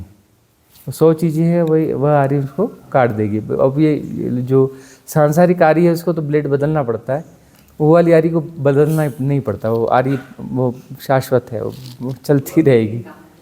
हाँ, वो अपना काम करती रहेगी। शाश्वत इन द सेंस कि जब तक उसका काम नहीं होता तब तक वो जिंदा रहेगी, है ना। तुमको मिटा के वो खुद मिट जाएगी, उसमें वो चीज़ डाली गई है। तो ऐसे पैटर्न्स तो देने ही पड़ते हैं ना। ये पैटर्न ही उन पैटर्न को काटेंगे। अब अवेयर, जागो, बार बार जागो जागो, होश होश होश होश, यह भी तो पैटर्न ही दे रहे हैं ना, और बेहोशी को तोड़ने के लिए दे रहे हैं, जब होश पूरी तरह से सध जाएगा तो ये पैटर्न भी अपने आप डिजॉल्व हो जाएगा। भाई होश सध गया ना, उसकी ज़रूरत क्या है? ठीक हो गई, फिर दवाई खाने की क्या ज़रूरत है? ठीक होने के बाद दवाई खाने की ज़रूरत पड़ती है क्या? जब भी आप ठीक हो जाएंगे, स्वस्थ हो जाएंगे, तो उसके बाद दवा खाने की ज़रूरत नहीं पड़ती है। तो वह होश जो है बनाए रखना है। तो इस प्रकार के जो पैटर्न हैं वह डाले जाते हैं सबकॉन्शियस माइंड में। साधना के द्वारा भी पैटर्न्स जो है क्रिएट किए जाते हैं, डाले जाते हैं, और ये काम करते हैं। और ये कुछ पैटर्न तो आखिरी दम तक काम करेंगे। तो जब भी हम किसी गुरु की देशना की बात करते हैं तो गुरु की देशना जो है वह बहुत गौर से देखोगे, बहुत गौर से देखोगे तो वो एक्चुअली एंटी पैटर्न जैसा कुछ है। पैटर्न को काटने वाले एंटी पैटर्न, जैसे जो एक सॉफ्टवेयर होता है ना, क्या बोलते हैं, एंटी वायरस सॉफ्टवेयर। वो तो सॉफ्टवेयर ही होता है ना, वायरस को मिटा देता है, लेकिन है वह भी सॉफ्टवेयर ही है ना। वैक्सीन भी तो दी जाती है। हाँ, वैक्सीन भी दी जाती है, तो एंटीवायरस दी जाती है। हाँ, तो इस प्रकार से ये चीज़ें होती हैं, ऐसे काम करती हैं। ईशान का क्वेश्चन है, क्या अंतःकरण शुद्धि के बाद ही निर्मल दृष्टि प्राप्त होती है? अंतःकरण शुद्धि के बाद ही निर्मल दृष्टि प्राप्त होती है। हाँ, अंतःकरण शुद्धि होगी तो दृष्टि निर्मल हो जाएगी। बात तो सीधी सादी है। अशुद्धि है तो उस अशुद्धि के कारण जो है संसार दिखता है। एक्चुअली तो दृष्टि होती ही नहीं है। जब अंतःकरण अशुद्ध हो तो दृष्टि होती नहीं है, दृष्टिकोण होते हैं। क्या होते हैं? दृष्टिकोण, एंगल्स होते हैं। सिंहावलोकन नहीं होता, विहंगावलोकन नहीं होता, है ना। सिंहावलोकन, सिंह जो है जब पर्वत के शिखर पर खड़े होकर किसी अच्छी जगह से सब देखता है, उसे सब दिखता है।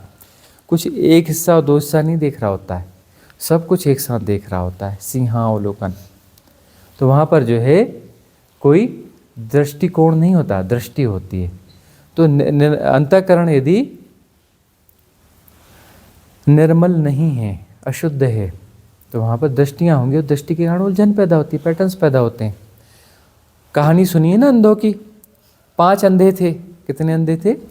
5 अंधे थे, और उनको हाथी के पास ले जाया गया। बताओ हाथी कैसा है?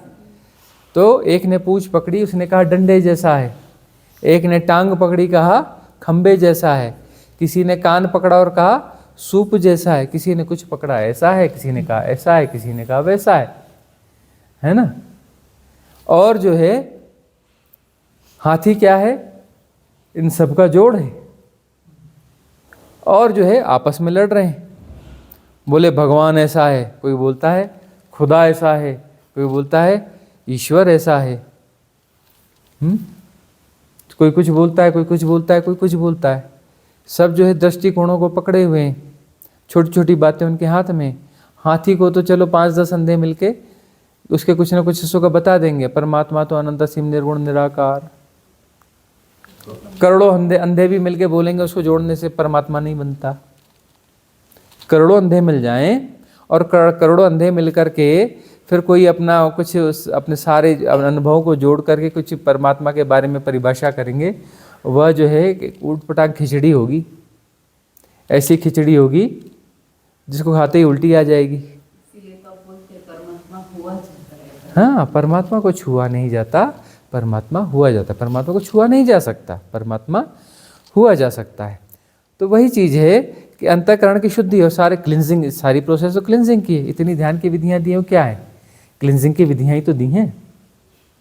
तो क्लिनजिंग की इतनी विधियाँ क्यों दी हैं? क्योंकि क्लिनजिंग का मतलब अंतःकरण की शुद्धि। अंतःकरण की शुद्धि मतलब वहाँ पर कोई कॉज बचा ही नहीं, तो कॉज एंड इफेक्ट की श्रृंखला खत्म हो गई। कॉज एंड इफेक्ट की श्रृंखला खत्म हो गई, वननेस आ गई, है ना। जो जैसा है, जैसा का तैसा जाना जा रहा है। अंतःकरण यदि निर्मल है तो फिर दृष्टि शुद्ध हो गई। दृष्टि शुद्ध दृष्टि से कैसा होगा?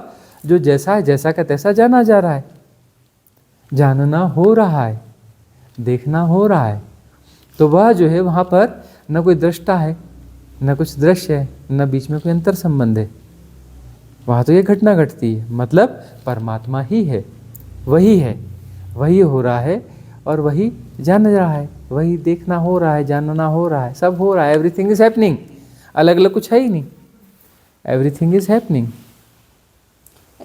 साक्षिक रूप में अगर कोई काम करते हैं, अपन शरीर काम कर रहा है, अपन देखना है, कभी ऐसा हो तो ऐसा हो सकता है कि अपन भूल जाएं, याद ही ना आए कि हमने काम किया है, ऐसा नहीं हो सकता ना? ना ना ना, ये भ्रम बहुत सारे लोगों को है, बोले ये हो जाएगा, पता नहीं चलता। हमको यदि एनलाइटनमेंट हो गया तो हमारे बीवी बच्चे कौन पालेगा, वो हमारा बैंक अकाउंट नंबर भूल जाएंगे तो फिर कैसा होगा। ऐसा ना बहुत लोग बोलते हैं हमारे बैंक अकाउंट नंबर भूल गए, हमने डिटेल नहीं दे पाए घर वालों को, तो क्या होगा। हमारी इंश्योरेंस पॉलिसी की कोई जानकारियाँ रह गई तो उसका क्या होगा, है ना। हमारी प्रॉपर्टी के पेपर इधर उधर, उसका क्या होगा। ऐसा नहीं होता है। उसके बाद में हमारी क्षमता हो जाती है, मन से कांटेक्ट टूट जाए, सब कुछ हो जाएगा, लेकिन जो मेमोरीज़ हैं, है ना, जो मेमोरीज़ हैं, जो मन है, वह सिर्फ यूटिलिटी है, वह क्या उपयोगिता है। उसकी उपयोगिता तो बाद में भी होगी। अभी क्या होता है, आप विचारों को प्रयोग नहीं करते, विचार आपका प्रयोग करते हैं। विचार कंटिन्यूस चल रहे हैं, इररिलेवेंट चल रहे हैं, उपयोगिता नहीं है तो भी चल रहे हैं, पागलपन है। उसके बाद में जो है विचार ऐसे पागलपन में नहीं होंगे, सब कुछ ठहर जाएगा, लेकिन जब जिसकी उपयोगिता आएगी व्यवहारिक सत्य में, उसका उपयोग कर लिया जाएगा, बल्कि ज़्यादा अच्छे से किया जाएगा। बड़ी आसानी से जिस तथ्य की ज़रूरत है उसको सर्च करके निकाल लोगे और उसका उपयोग कर लोगे, उपयोग करके वापस वहाँ डाल दोगे। एक बार मेरी आपसे बात हुई थी फर्स्ट टाइम, तो उस दिन ना मैंने बहुत सारे कपड़े रखे थे निकाल के, पूरी अलमारी जमाने के लिए। फिर मैं फटाफट जमा रही थी, खाने का भूख लगी थी, तो फिर मेरे मन ने कहा कि अच्छे से काम करो, ध्यान से पूरा काम करो, आराम से लगना चाहिए। तो मैंने एक दो कपड़े घड़ी बनाई। तो मैंने कहा यार ज़िंदगी निकल गई, 45 साल के हुए, क्या कभी अच्छे से घड़ी नहीं बनाई हुई क्या, मैंने खुद से बोला। इसके बाद मुझे कुछ याद नहीं है कब घड़ी रख के, और मैं खाना खाने चली गई, वापस आई तो मैं कपड़े ढूंढ रही कि कपड़े कहाँ हैं, देखा अलमारी में जमे थे। तो मैं सोची क्या है इसलिए मैंने क्वेश्चन पूछा। हाँ, कुछ ऐसी दशाएं हो जाती हैं कई बार कि वहाँ पर जो है वो सबकॉन्शियस माइंड जो है वो अपना काम करता रहता है और आप वहाँ पर गैर मौजूद हो जाते हैं। यह कोई अच्छी स्थिति तो खैर नहीं है ना, ये अच्छी स्थिति नहीं है कि सबकॉन्शियस माइंड ने पूरी तरह से हैक कर लिया। वह जो झटका दिया तो उस झटके से सबकॉन्शियस माइंड इतनी बुरी तरह से घबरा के उसने इतनी ज़बरदस्त तरीके से हैक कर लिया, है ना, है पूरी तरह से ही हैक कर लिया, क्यों घबरा गया। लेकिन झटके तो मारने पड़ेंगे, तो कब तक हैक करेगा, एक दिन ऐसा आएगा उसकी हैकिंग फ्लॉप हो जाएगी, उसकी हैकिंग जो है फेल हो जाएगी। ये गुरुजी जो वो बोलते हैं ना, वो मैंने भी महसूस किया, पहले बहुत भूल जाती थी, अभी धीरे धीरे कम होने लगा। अभी एक बार और ना रात में से, उस समय ना अष्टावक्र गीता सुन रहे थे, मैं सुन रही थी, तो रात में ऐसे बाहर घूम रही थी 10 बजे के आसपास, तो मुझे अचानक से ना, और वही धुन रहती थी, वही चलता रहता दिमाग में वही सब कुछ, तो अचानक से मुझे ऐसे फील हुआ कि जो मुक्त हुए हैं, ये एनर्जी तो एक ही है, तो जो मुक्त हुए हैं वो डिजॉल्व हो गई आत्मा है, ठीक है, लेकिन मैं तो नीचे हूँ, पृथ्वी पे हूँ। इसका मतलब ना हम कहीं जाते ना हम कभी आते। अगर मैं हूँ या तो मैं कहीं नहीं हूँ, और अगर हूँ तो सब जगह हूँ। ऐसा मुझे एक जस्ट ग्लिम्स आई थी ऐसे। वो बीच बीच में ऐसे ग्लिम्स आते रहते हैं, है ना, ये अहम ब्रह्मास्मि जैसे ग्लिम्स हैं ये, पर वो अंतिम के ग्लिम्स नहीं है, ये अहम ब्रह्मास्मि के ग्लिम्स है। अहम ब्रह्मास्मि के ग्लिम्स जो है बीच बीच में आते हैं। अब तो ऐसा लगता है जैसे ना अभी हम बोलते हैं डिवाइन डार्कनेस, है ना, तो ऐसा लगता है कि नहीं अभी आगे तो डरेंगे नहीं, ना कहीं जाते नहीं तो वहाँ भी गए तो कोई मतलब नहीं, यहाँ भी है तो भी वही है, वहाँ गए तो भी वही है, तो ऐसे अभी भी लगता है मुझे। ठीक है, धीरे धीरे राजी होगा, है ना, मन धीरे धीरे राजी होगा और समता में प्रतिष्ठित हो जाएंगे। तो समता में प्रतिष्ठित हो जाए, राजी होना मतलब समता में धीरे धीरे प्रतिष्ठित हो रहे हैं। एक स्थिति में ऐसा हो जाएगा, समता में प्रतिष्ठित हो जाएंगे तो मन होगा ही नहीं, समता पुष्ट होगी मतलब मन रहा ही नहीं, अमनी दशा। उस अमनी दशा में जो है फिर छलांग घट जाती है। और एक चीज़ पूछ रही, जैसे मैं देख रही हूँ, सब कुछ दिख रहा है ना, मुझे आँख बंद की मैंने तो फिर कुछ और दिखता है, लेकिन बाहर का भी रहता है दिमाग में कि हाँ ये सब बैठे हैं ऐसा ऐसा, तो उस समय से आँख बंद हो गई तो वो चीज़ ख़त्म हो गई ना एक तरीके से, क्योंकि तो हमारे वो है, हमारा इल्यूज़न है सब कुछ। आँख बंद हो गई तो ख़त्म हो गया इल्यूज़न, लेकिन वो हमारे दिमाग में है इसलिए हमको दिखता है ना, ऐसे ही रहता है ना। तो एक चीज़ जैसे मान लो कि जैसे मान लो ये है, कोई चीज़ किसी ने बनाई, कुछ भी इनोवेशन किया, कुछ भी, तो हमें वो वैसे ही दिखता है क्योंकि उसने थॉट डाला है, वो क्रिएट किया है, इसलिए तो सबको वैसे का वैसे दिखता है वो। कोई चीज़ कैसे दिखती है फिर, जैसे ये है, ये है। देखो, मास हिप्नोटिज्म जो है, मास हिप्नोटिज्म काम करता है, कलेक्टिव सबकॉन्शियस माइंड काम करता है, कलेक्टिव कॉन्शियस माइंड काम करता है ना, कलेक्टिव सुपर कॉन्शियस माइंड काम करता है, ऐसे बहुत सारी चीज़ें हैं। तो जो है मास हिप्नोटिज्म जो लोअर लेवल पे है, उसमें अपना वो चलता है कि यह कुर्सी है, कुर्सी है, कुर्सी है। बच्चे को तो नहीं पता ना कुर्सी है, लेकिन वह हिप्नोटिज्म का शिकार हो जाएगा। हाँ, ये कुर्सी, कुर्सी, 2-4 बार हाँ ये कुर्सी है, अगली बार वो भी बोलेगा कुर्सी है ना। उसको कुर्सी कहाँ है, बोलेगा वो कुर्सी है।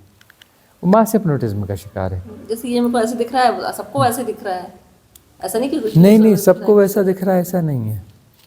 नहीं, कुछ वस्तु जैसा है ये। नहीं, वो कुर्सी भी सबको कुर्सी एक जैसी कुर्सी नहीं दिखती है। सबको कुर्सी भी एक जैसी कुर्सी नहीं दिखती है, अलग अलग ढंग से दिखती है। और सबका एम्फेसिस अलग अलग जगह होता है। कुर्सी को देखते हुए 4 चीज़ें और देख रहा है, और कुर्सी को देखते हुए कोई 2 चीज़ें देख रहा है, कोई कुर्सी को देखते हुए 10 चीज़ें देख रहा है, कुर्सी को देखते सिर्फ कुर्सी को देख रहा है। उसका एम्फेसिस अलग अलग होता है ना। फिर कुर्सी को अलग ढंग से देख रहा है। कुर्सी में कोई उसके जो है पीछे स्टील की बॉडी को ज़्यादा देख रहा है, कोई उसके वो काली गद्दी को ज़्यादा देख रहा है। उसका एम्फेसिस अलग अलग होता है। कुर्सी को देख करके उसकी धारणा अलग अलग बन रही है कि अच्छी कुर्सी को बोलता है, कोई बोलता है ये बेकार कुर्सी है, कोई बोलता है ये बेवकूफ़ ने क्यों खरीदी कुर्सी, कोई बोलता है हाँ बड़ी अच्छी कुर्सी है, बोलता है हाँ ठीक है। सबके साथ अलग अलग है, एक जैसा तब भी बिल्कुल नहीं हो सकता। कोई पेड़ को दिख रहा है तो सबको बराबर वही पेड़ नहीं दिखता है। आपके जूते में मैंने बाल बाल दिखेंगे। गुरु जी, आप मतलब ये अपने ललाट पे डिवाइन डार्कनेस देखने की बात कर रहे हो, और ओशो की जो 3rd आई मेडिटेशन वाली टेक्निक है उसमें प्रकाश पे शायद ज़्यादा बताया है, और ऐसा भी बोले हैं कि जब तक 3rd आई में आपको प्रकाश नहीं दिखेगा तब तक आपका मोह नष्ट नहीं होगा। तो डिवाइन डार्कनेस की बात हो रही है और प्रकाश की भी बात हो रही है, तो आप दोनों के बारे में थोड़ा कनेक्शन या कुछ क्या है बताइए। ये जब एक्टिवेट होगा षष्ठ केंद्र आज्ञा चक्र, जब एक्टिवेट होगा तो प्रकाश आएगा, ठीक है ना। अब हम जिन लोगों से बात कर रहे हैं उन्होंने आज्ञा चक्र पर बहुत काम किया हुआ है। हमारे सुनने, हमको डाइजेस्ट करने वाले, हमको समझने वाले, हमारे पास आने वाले ये लोग हैं जिन्होंने आज्ञा चक्र पे बहुत काम किया हुआ है।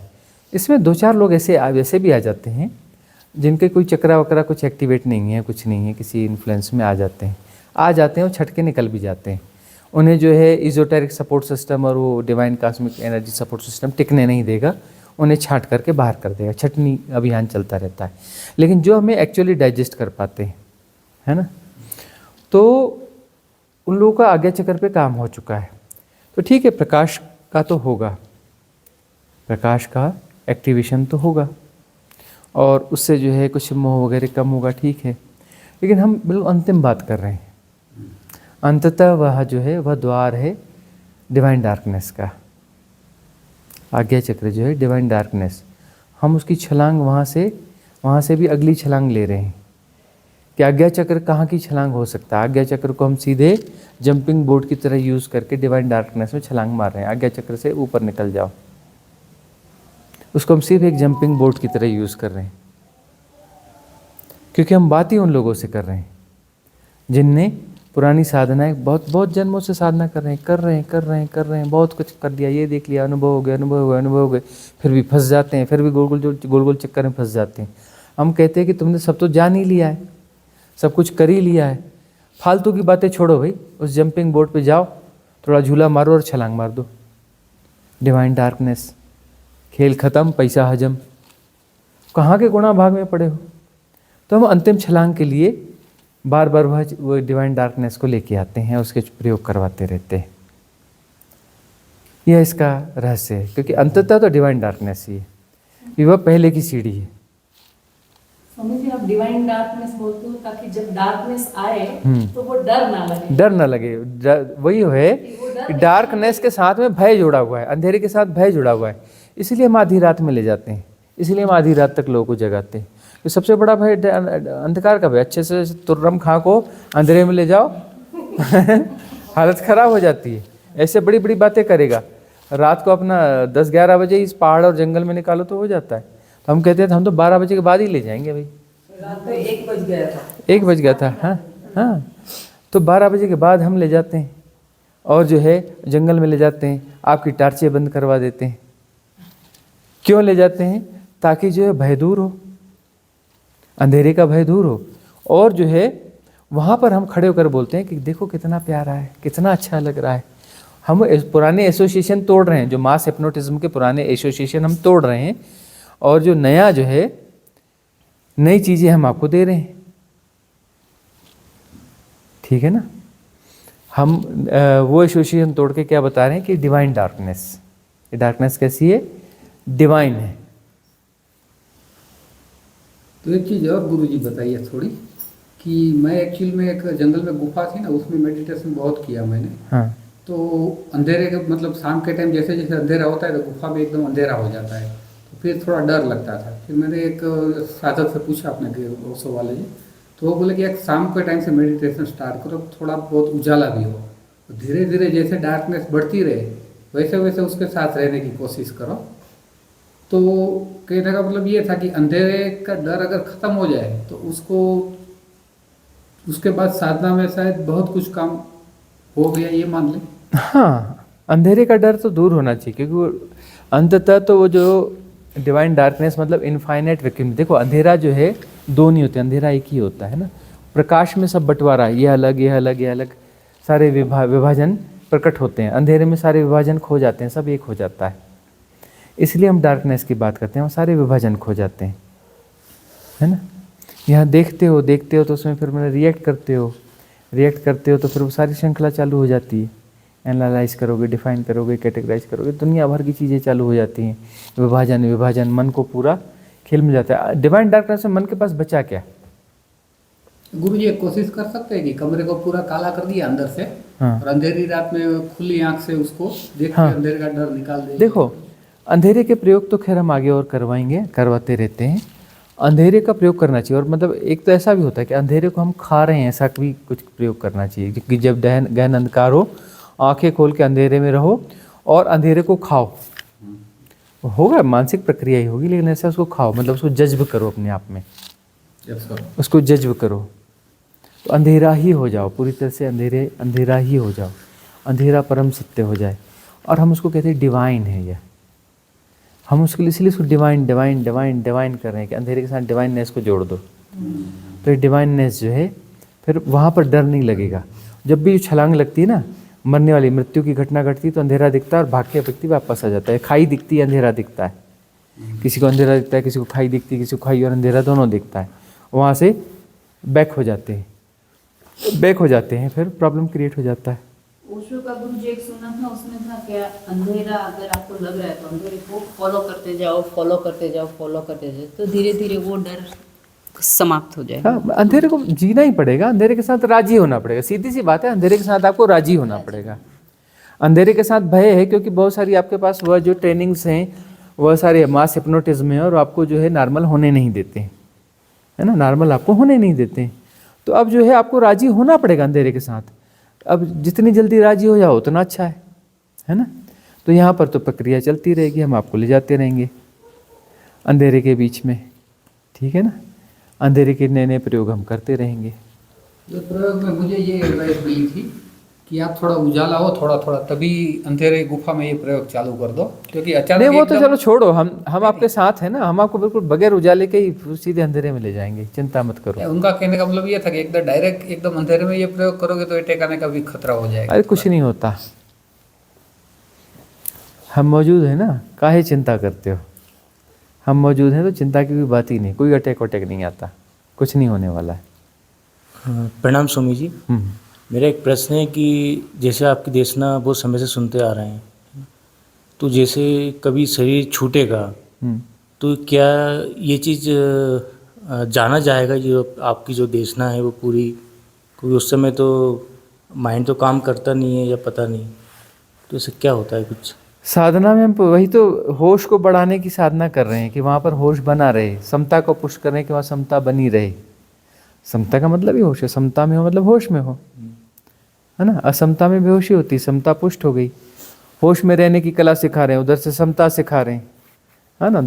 इधर से चलो, उधर से होश से चलोगे तो समता में पहुँचोगे, समता से चलोगे तो होश। हम दोनों तरफ से चला रहे हैं, कभी इधर से चला रहे हैं, कभी इधर से चला रहे हैं। वो मध्य बिंदु पकड़ में आ जाएगा समता, तो समता पकड़ में आएगी तब तो वहाँ तो बेहोशी का सवाल ही नहीं है, वहाँ तो कोई विचार का सवाल ही नहीं है। वही तो उसी तरफ तो ले जा रहे हैं। यह देखो कि अपने विचारों को देखो, धीरे धीरे विचार कम हो रहे हैं कि नहीं, और बीच में जो अंदर बेचैनी विचलन थी धीरे धीरे कम हो रही कि नहीं, भीतर थोड़ा ठहराव आ रहा है कि नहीं आ रहा है, भीतर ठहरना हो रहा है धीरे धीरे। 90% विचार ऐसा लग रहा है, 90%। बस वो जा रहे हैं, जो व्यर्थ की चीज़ें जा रही हैं, धीरे धीरे ठहराव आ रहा है, प्रति संवेदन से जीना हो रहा है, प्रति संवेदन बढ़ते जा रहा है, प्लानिंग्स गायब होती जा रही हैं, है ना। जो प्लानिंग्स है मन की वो सारी गायब होती जा रही हैं, प्रति संवेदन से जी रहे। प्रति संवेदन का कुछ इम्प्रिंट बनता ही नहीं, प्रति संवेदन को गुणा भाग के बाहर की चीज़ है। प्रति संवेदन से जीना हो रहा है, गुणा भाग गायब हो रहे हैं, विचार गायब हो रहे हैं, ठहराव धीरे धीरे बढ़ रहा है। धीरे धीरे ठहराव बढ़ रहा है मतलब समता पुष्ट हो रही है, समता पुष्ट हो रही है मतलब होश बढ़ रहा है, सहजता बढ़ रही है। धीरे धीरे धीरे उस स्टेज पे आ जाओगे, ठीक है ना, जहाँ पर मुक्ति होती है, उस स्टेज पे आ जाओगे जहाँ पर परम मुक्ति होती है। सुमित जी, एक चीज़ और कि जैसे मेरे माइंड में कुछ विचार आ रहे हैं, नेगेटिव कभी पॉजिटिव, तो क्या ये मेरे हैं या आसपास की जो मतलब सभी के जो विचार है वो मैं कैच कर रहा हूँ, क्या ये ऐसा होता है क्या? हाँ, ऐसा होता है ना। कलेक्टिव सबकॉन्शियस माइंड, विचार हमारे विचार जैसे कुछ नहीं होता, वो बिल्कुल विचार तो जाने कहाँ से बह रहे। किसी ने अपना थॉट डाल दिया, थॉट डाल दिया का क्या मतलब होता है कि मतलब उसने हमारी तरफ संप्रेषित किया, वो संप्रेषित इधर से बाहर से थोड़ी ना होता है, वो तो कलेक्टिव सबकॉन्शियस माइंड एक ही है ना, मन एक ही है, अलग अलग नहीं होता है ना। तो सबकॉन्शियस माइंड, उसमें हम अपने घेरे बना लेते हैं सेपरेशन वाले। तो वहाँ पर जो कलेक्टिव सबकॉन्शियस माइंड है, वहाँ से वो अपना प्रेशर डालेगा, तो प्रेशर डाल के फोड़ के वो छेद बना के घुस जाएगा भीतर। तो कोई ऐसा ताकतवर विचार होता है तो वो घुस जाता है ना। प्रोटेक्शन लेयर हमारी नहीं होगी तो घुस जाएगा भीतर। तो कलेक्टिव सबकॉन्शियस माइंड में दूसरों के विचार, हमें लगता है कि हमारा विचार है, तुम्हारा विचार नहीं है, तुम तो उधार हो, तुम्हारी पर्सनालिटी उधार है, फालतू की बात करते हो, मैं ऐसा जी मैं वैसा जी, तुम्हारा कुछ भी नहीं है, सब उधार का ज्ञान है। इधर से बटोरा, भानुमति ने कुनबा जोड़ा, इधर की ईंट उधर का रोड़ा, तुम बोलते हो मैं है जी, मेरा विचार जी, मेरा वो है जी, कुछ इधर से पढ़ लिया, कुछ इधर से सुन लिया, कुछ इधर से बटोर लिया, इधर से कर लिया, उधर से मैं हूँ जी, मेरा है जी, क्या मेरा वेरा करते रहते हो, बेकार की बातें करते रहते हो, है ना। तो यही होता है, जो थॉट्स जो है इधर उधर से गुजरते हैं।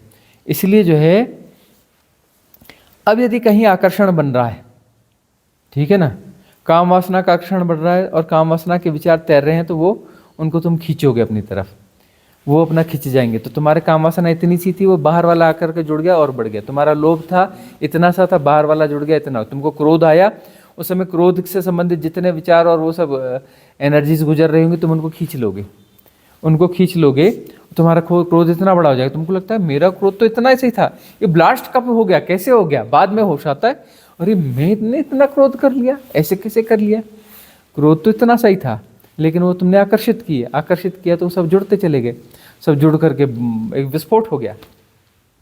तो सब इन्फ्लुएंस तो ऐसे होता है ना, इन्फ्लुएंस से अपने आप को बचाना है। इन्फ्लुएंस तो सदा बिल्कुल चल ही रहा है, सब कलेक्टिव सबकॉन्शियस माइंड पूरा इन्फ्लुएंस लगातार इन्फ्लुएंस कर रहा है।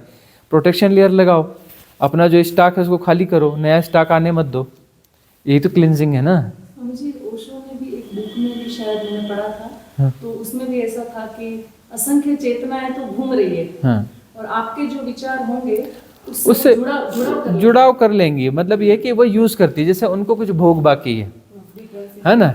अब ये सोचते हैं कई लोग कि वो जो है पति पत्नी रात में काम भोग में है, बोलते पति पत्नी हम लोग काम भोग में, तुम काम भोग में नहीं है, तुम्हारे मार्फत सैकड़ों लोग काम भोग में, सैकड़ों, वो सब अपना प्रवेश कर जाते हैं, उनको भी काम भोग चाहिए, वो जाके अटैच हो जाते हैं इस बॉडी के साथ। कोई क्रोध में अपना लड़ने मारने को उतारू हो गया, तो गुस्सैल आत्मा जो कहीं रही होगी, कोई चेतना रही होगी, उसको अपना गुस्सा निकालना है, वहाँ तो कैथारसिस का मौका भी नहीं मिल रहा है, बोले हाँ मौका मिला, घुस जाओ इसके अंदर, है ना, फोड़ दो साले को। वहां गए थे उसको झापड़ मारने और फोड़ के आ गए उसको। तो मैंने कैसे फोड़ दिया, अरे वो कोई और घुस गया था, वो फोड़ दिया उसने। इसलिए सावधान रहने की जरूरत है ना। तुम गए थे कि मेरे को उसको गुस्से में एक झापड़ मारना है और जाके तुम उसे फोड़ के आ गए, क्योंकि फोड़ने वाला घुस गया ना अंदर, कि फोड़ देंगे तोड़ देंगे उसको। इस प्रकार की चीजें होती है, बहुत अवेयरनेस की जरूरत है। अपनी मर्जी से कहाँ अपने सफर के हम हैं, रुख हवाओं का जिधर का है उधर के हम हैं। हवाओं का रुख हमें बहा के ले जाता है, बोलते हैं हम इस यात्रा पर हैं, जिसका इस यात्रा पर, तुमको तो धक्का दे रही है हवाएं और तुम उस हवा में जब बह जा रहे हो बह जा रहे हो बह जा रहे हो, बोलते मैं उधर जा रहा हूँ जी। अरे तुमसे पूछ कौन रहा है, तुम्हारी मर्जी कहाँ है, तुम्हारी कोई मर्जी ही नहीं है, तुम तो हवाओं में बह रहे हो, बोलते मैं जा रहा हूँ जी। तुम कहाँ जा रहे हो, तुम्हारे निर्णय थे, गौर से देखा, तुम्हारा कोई निर्णय वर्णय नहीं होता। मजबूरी में हाँ अब कैसा करें, चलो एडजस्ट कर लेते हैं, चलो कर लेते हैं, चलो कर लेते हैं। तुम जो होना चाहते थे कभी नहीं हो पाते, तुम जो हो ये तुम्हारा निर्णय है ही नहीं। हमने अभी बोल रहे थे सुबह, हमने खजियार कहाँ देखा था। मैंने कहा हमारे पूरे खानदान में किसी ने खजियार नहीं देखा, और हम आज ये दूसरी बार फिर आ गए अपने आप। कैसे आ गए, तो बस कैसे- अपनी मर्जी से हाँ, कहाँ अपने सफर के हम हैं। हाँ जी तो ये सब यहाँ समाप्त करें जी।